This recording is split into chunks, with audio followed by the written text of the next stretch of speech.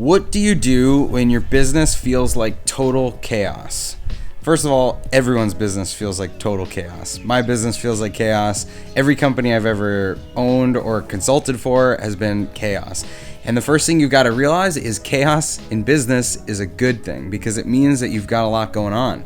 You've got opportunity, you've got problems to solve, you've got issues to fix. If you had no chaos, if it was totally smooth sailing, then my guess is that you don't have much going on and maybe your business isn't going anywhere. So chaos in business is a good thing.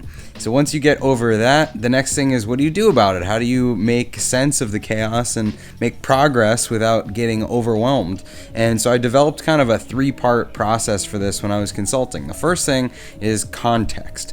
So whenever you've got chaos, you need to deal with the context of what you want. It sounds simple, but I used to ask entrepreneurs all the time, like, what do you want out of this business? What do you feel like where do you want to be 5 years from now, 3 years from now? What would success feel like? How often do you want to work? How many hours a week do you want to work? How much money do you want to make?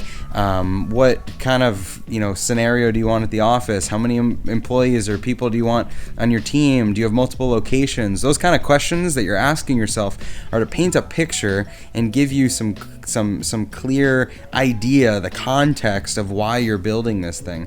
And that's really important to start with. So once you've got the context of the business, now you can go and understand the chaos and make sense of it and feel like you can parse through what matters and what doesn't matter.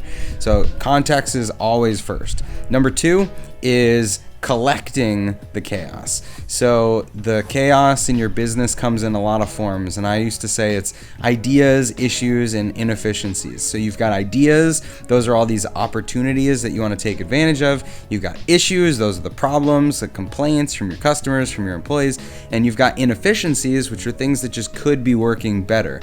And so you want to interview everyone. You want to talk to your customers, you want to sit down and talk to all of your employees, or send out a survey. If you send out an anonymous, confidential survey, ask questions about what's really going on in the business and prompt people to expose those issues, ideas, and inefficiencies and collect them all, put them in one place. So that's the second piece of this puzzle.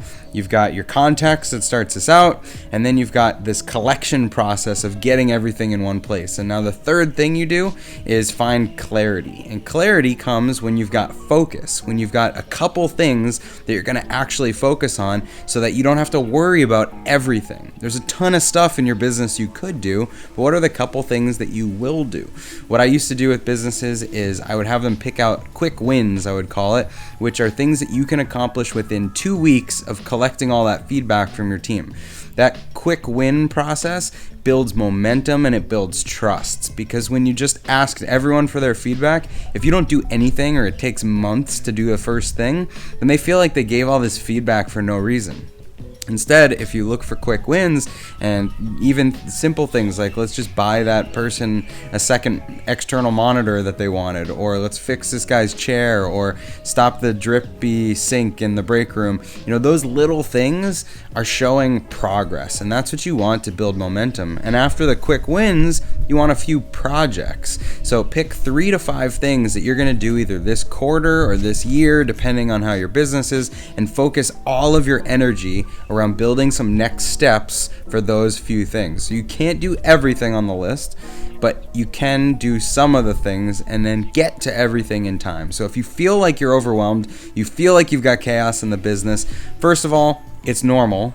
Second, there's a 3-step process, and if you can put together just a clear contextual plan for what you want out of the business, and then you can collect all that feedback, your ideas, inefficiencies, and issues, then you can put together a clear plan to first show people progress with those quick wins, and then tackle some projects with the 3 to 5 things that you're going to do to move the needle for your business.